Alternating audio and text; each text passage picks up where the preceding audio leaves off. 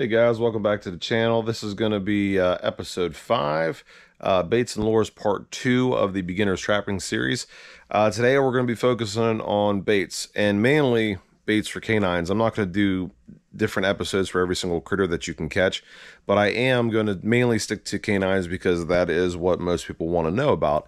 I don't have a lot of baits on hand, so I'm going to show you what I got, and at the end of this I'm going to roll some footage just of some different baits that I use for different scenarios and situations and critters. All right, something that's really good to know about baits is there are a bunch of different kind of meats that they put into bait to catch your critters. When it comes to canines, the most popular ones that I've seen are muskrat, beaver, bobcat, and mice. Those are the 4 that I see the most that are popular. I'm talking that animal's meat is inside of that bait. So a good one to get right off the bat is something with mouse in it. Every single predator in the woods is eating mice. It's something they come across every single day. They like the smell, they know the smell, and it's familiar to them. So using a bait that has a mouse-based meat inside of it is a really, really good idea. Also, if you're catching a lot of mice, whether you're on a farm or just whatever your situation is, if you catch a lot of mice, if you can do it, freeze some of that stuff, because those mice will work very, very good down in a hole. They won't last very long, but if a coyote or a fox smells those things, they're going to be very interested in what you have going on. Now, since some of my baits, I mean, I don't have any of my new cans yet this year, so some of these are really old and tattered and torn. But what I'll do is, like I said, at the end, I'm going to throw out some stuff. I'm going to name a lot of different companies today, just things that I've used that has worked really well. First one I'm going to mention, Final Step from Sawmill.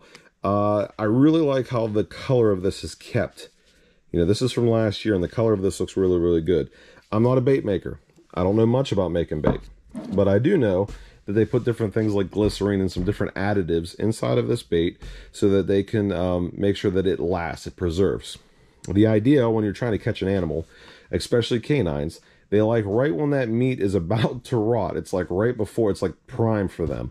If the meat becomes rotten, that animal, it'll be interested in smelling it, but not very interested in eating it. Now, your skunks, your coons, your possums, they're going to be more interested in eating that rotten stuff. But canines, they like that fresh meat. Bobcats, they like that fresh meat. So a lot of these bait makers out there are trying to keep that bait as fresh as they possibly can. So that's a really good one to buy. Final Step from Sawmill. If you pay attention to my episodes, I have an episode, I believe it's episode 7. Don't quote me on that, but I believe so. It's either 7 or 8. And I catch a coyote really late in the season. I had waxed dirt covering my trap, and I hadn't rebaited or relured that set in a really long time. That is the bait that I used in that hole, and that coyote was interested in that about a month and a half after I set the trap. So it works. I've seen it work. It's good stuff. They want it.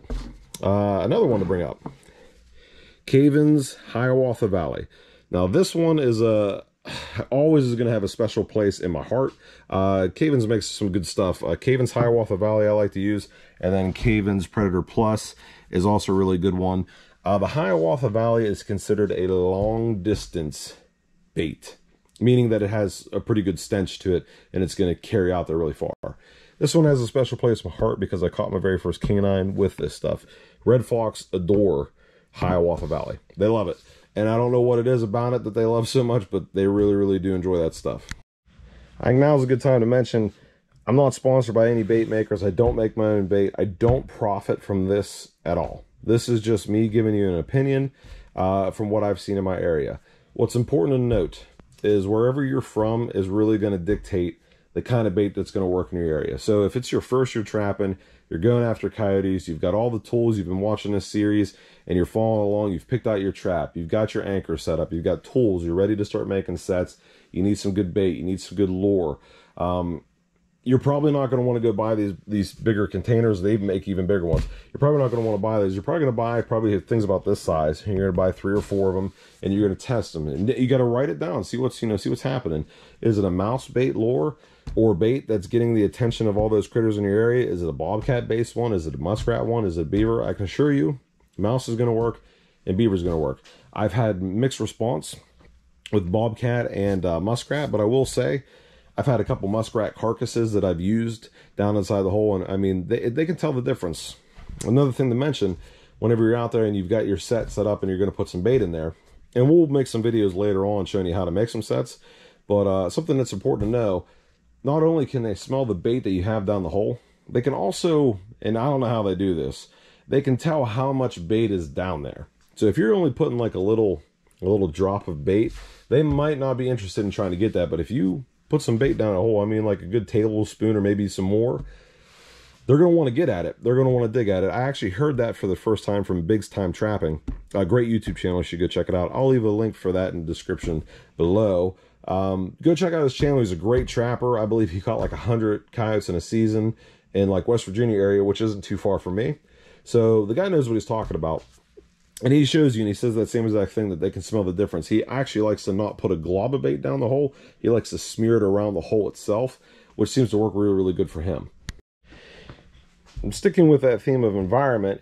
You got to be looking for, you know, whatever critter you're going after and wherever you're from. If you're from the south where it stays hot most of the time, your bait is going to degrade faster, but you're probably going to have a stronger sense of smell. You know, there's going to be a stronger smell in that air while that bait is rotting.